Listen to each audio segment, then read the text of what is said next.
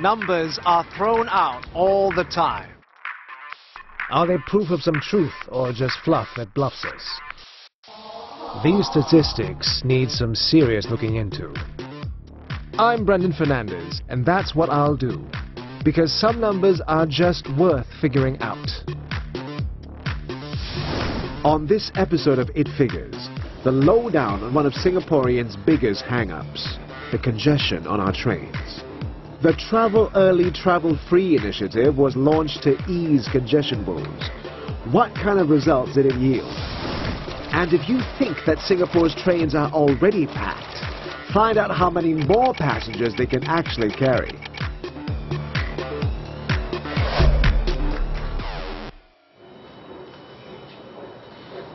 It's 10 a.m.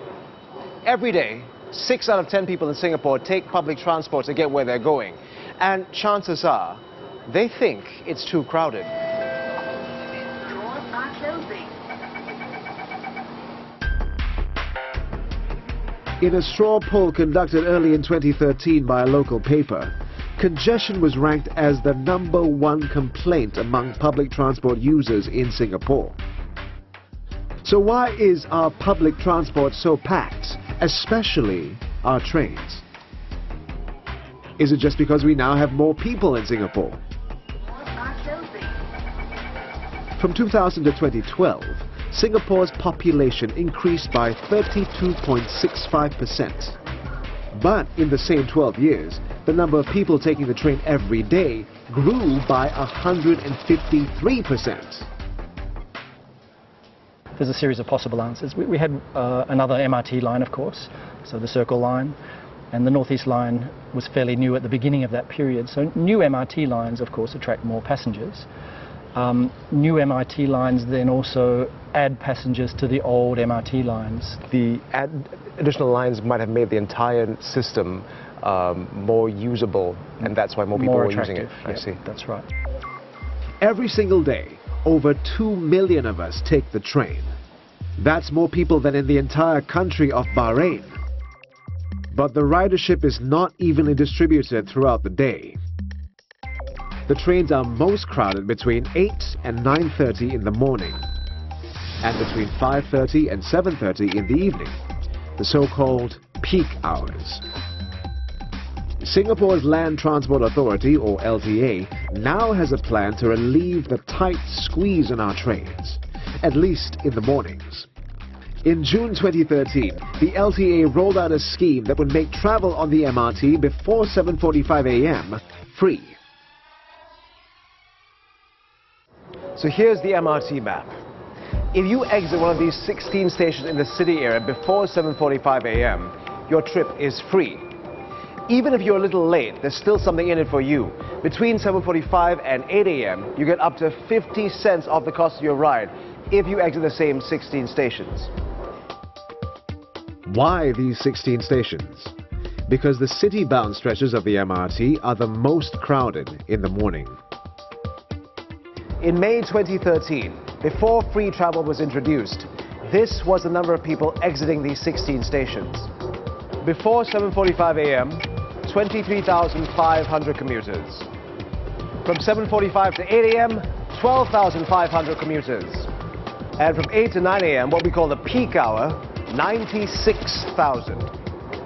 What the LTA hopes to do is move people from the peak hours to the pre-peak hours before 8 a.m. They want to shift about 10 to 20% of the crowd, and they're hoping the distribution will look more like this. Typically, during the peak during the mornings, the train loadings could reach like 1,400 to perhaps 1,450, and perhaps also close to 1,500 per train. So you think about it, a 10 to 20% drop would mean that 300 less passengers per train, and then this will actually make a difference. 300 less means that a train could be 1,100 to 1,200, and this means that less passengers will be crowding the doorway, and it'll make it easier for passengers to both alight and board the trains. But how did this idea of allowing commuters to travel for free before 7:45 a.m. come about? Well, it's not so much about the dollar value people will be saving. It's about the word free. According to a study published in 2007 in the journal Marketing Science, when something is given away for free, its benefits are perceived as higher. To show you what we mean, we're going to do a little experiment.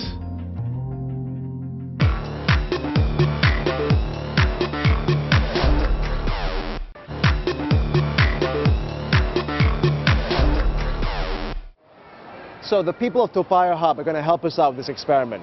Now in this first version, they can choose to buy this, a Crunch Bar, normal price 20 cents, we're selling it at 10 cents. Or this, Ferrero Rocher 5-pack, normal price $2.95, we're selling it at $1.95. The thing is, they can only choose to buy one or the other, not both. Come and get it. If they choose the Crunch Bars, they'd be saving about 10 cents. If they choose option 2, they'd be saving $1 and getting a more premium product.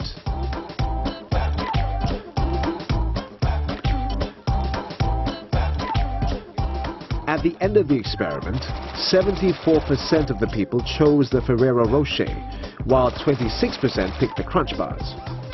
It makes sense. They're getting a better product and at a bigger discount, so of course they're going to go for it.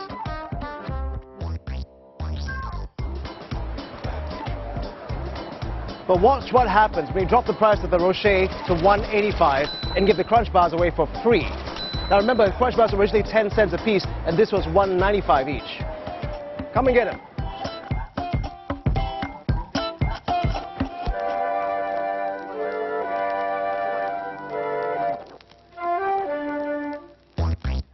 This time, 84.4% chose to take the free Crunch Bars, while only 15% took the Ferrero Rocher, even though we brought the price of both products down by the same 10 cents.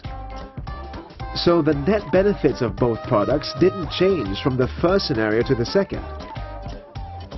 So, technically, the people should still have chosen the Ferrero Rocher over the Crunch Bars. But when it comes to getting stuff for free, people are not as rational with their cost-benefit analysis. This phenomenon of seeing zero as a special price is what economists and marketing people call the power of free. Take. The SMRT has previously have a pre-peak discount as well. It gives a discount of 30 cents and then to 50 cents. But we think that a discount is perhaps the messaging perhaps is not sexy enough. So free travel, it is really a catchy phrase, and it's actually telling people, well, you are traveling for free on our MRT lines, and it really will attract people. Then there's another question of, will the effect wear off or will it get bigger over time? Traditionally, we expect price changes in public transport to have a bigger effect over time, as people don't necessarily have much flexibility in the very short term. But over the longer term, they can rearrange things, and so that has a cumulative effect. For now, the Travel Early, Travel Free initiative has captured the attention of 40-year-old mother of 3, Tan Li Li.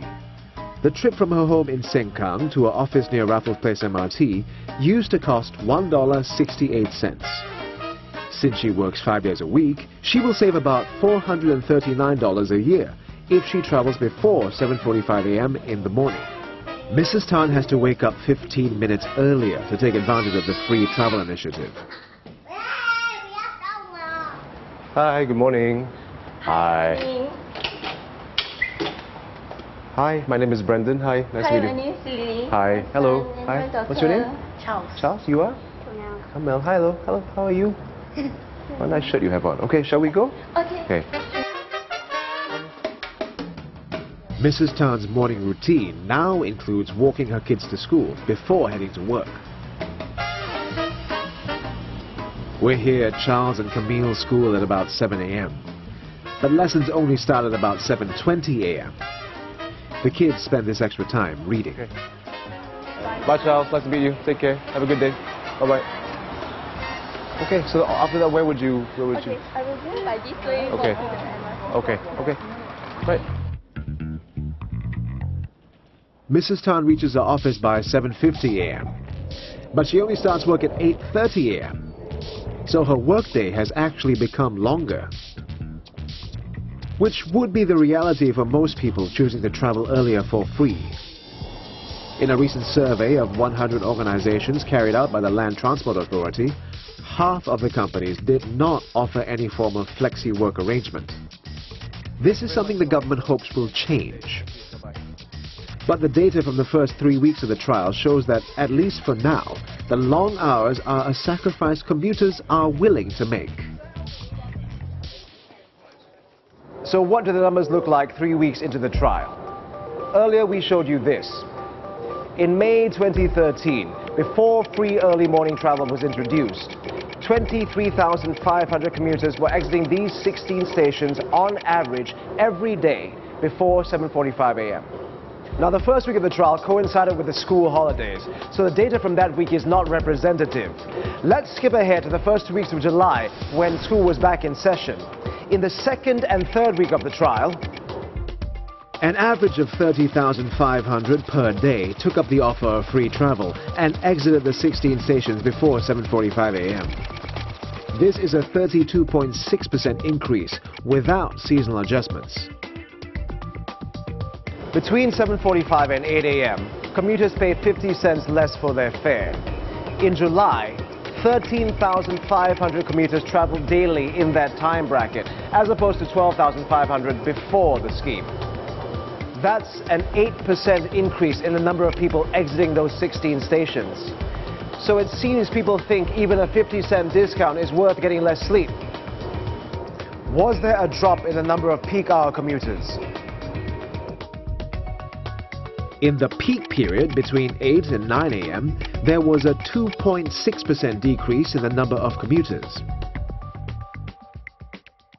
The number of commuters traveling to the city during peak periods is much higher than those traveling to the city during the pre-peak, let's say before 7:45.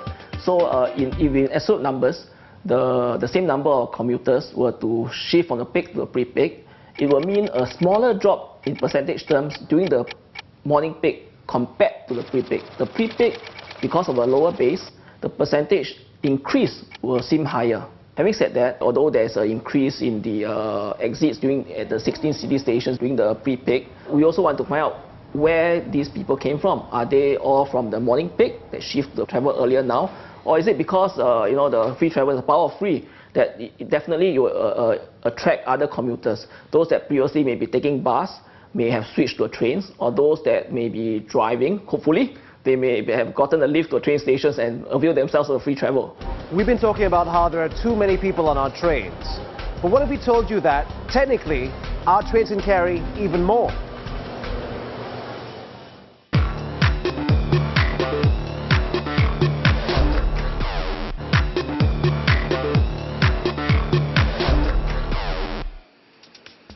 I'm on a train bound for Jurong East. It's 4 p.m. and the expression packed like sardines comes to mind. But we don't need to go on feeling to measure how much space an average-sized person, say like me, occupies on our trains.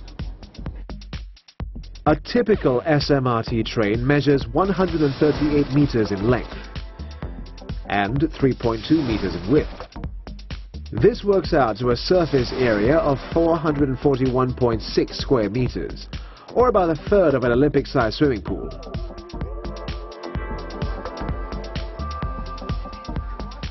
During a typical peak hour, there are about 1,400 passengers in the train.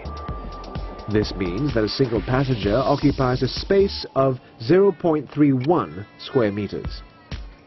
So, during peak hours, I'd have to share a space this big with two other people, which means I would have this much space.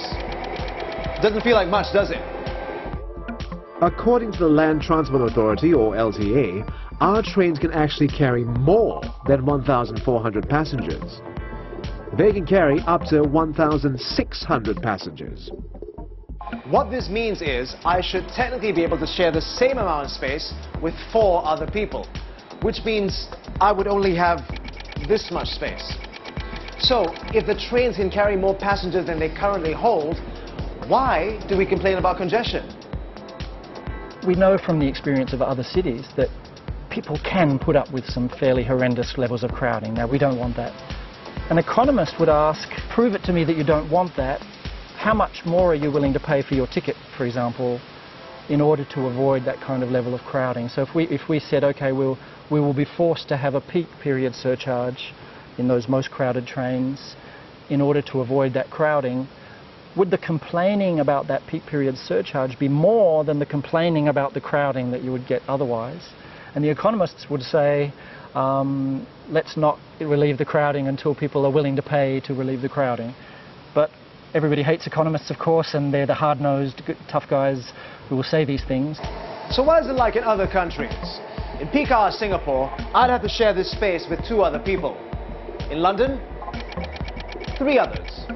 Tokyo, up to 7.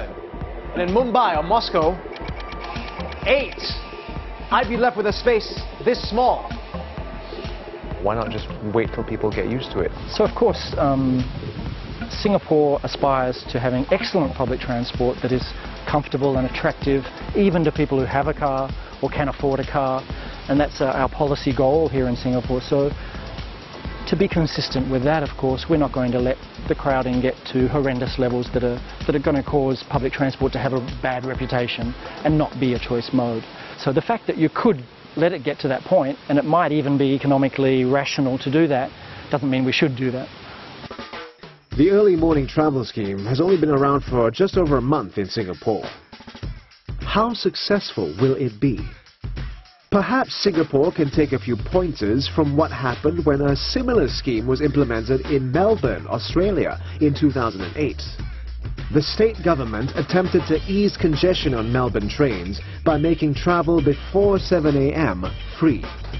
It cost them $5.6 million per year in lost fare revenues, but reduced travel demand during the morning peak by 1.2 to 1.5%. Was it worth it? Graham Curry, Australia's go-to man for public transportation, studied the effectiveness of the initiative. I would give it an 8 out of 10 score. Why 8? Well, firstly, it reduced overcrowding, and secondly, it saved about 5 trains. We were going to have to buy some new trains. They cost about $20 million each. It's a lot of money. That's $100 million we've saved from the program, and the saving of those trains actually helped pay for the lost revenue from having free fares. So it was financially sustainable, and it helped with overloading. Why not 10 out of 10?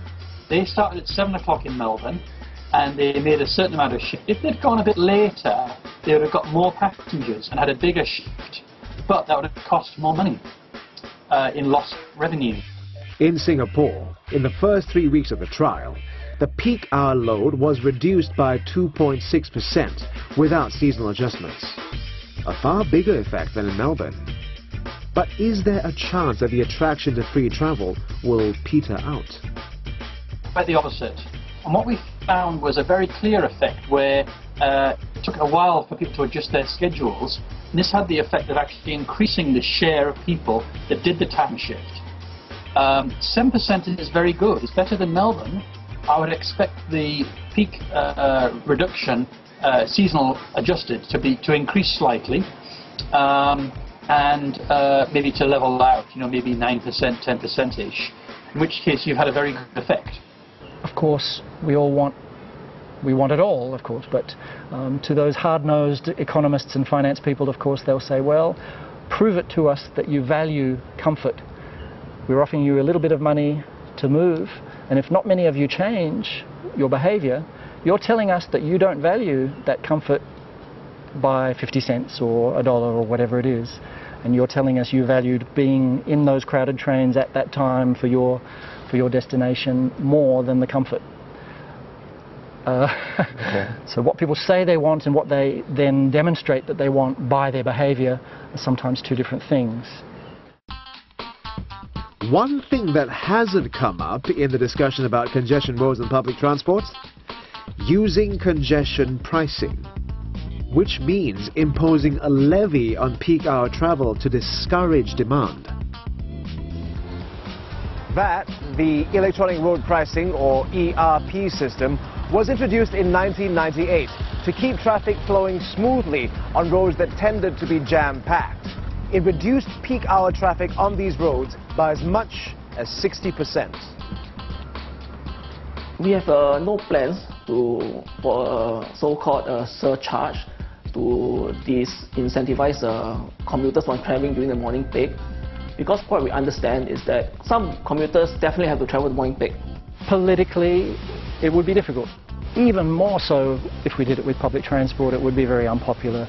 And one of the reasons it would be unpopular is you're hitting people just when they have the least flexibility.